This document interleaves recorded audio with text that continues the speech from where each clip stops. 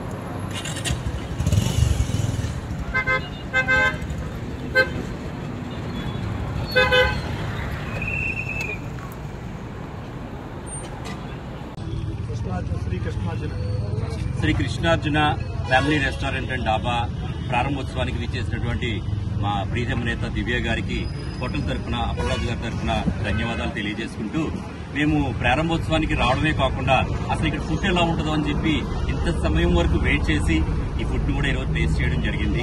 అద్భుతంగా ఉంది. రుచికరమైన ఫుడ్ కూడా చాలా హైజెనిక్ గా చేయడం జరుగుతుంది. ఇక్కడ అవి కూడా పరిశీలించడం జరిగింది. ప్రత్యేకంగా ఏం చెప్పాలంటే మా అప్పలరాజు గారి మంచితనం ఈ వ్యాపారం తప్పకుండా అభివృద్ధి చెందుతుంది. ఇంకొకటి ఏంటంటే అప్పలరాజు గారికి ఈ స్థానంలో అడుగు పెట్టడమే ఈ స్థాన బలం ఆయనకి ఉపయోగపడుతుంది. కాబట్టి ఆయన వ్యాపార రీత్యా కూడా మంచి అభివృద్ధి చెందుతారని ఆ దేవుని కోరుకుంటూ, క్రిస్మస్ రోజున ప్రభు ఆశీస్సులు ఎప్పుడూ ఉండాలని చెప్పి కోరుకుంటూ సెలవు.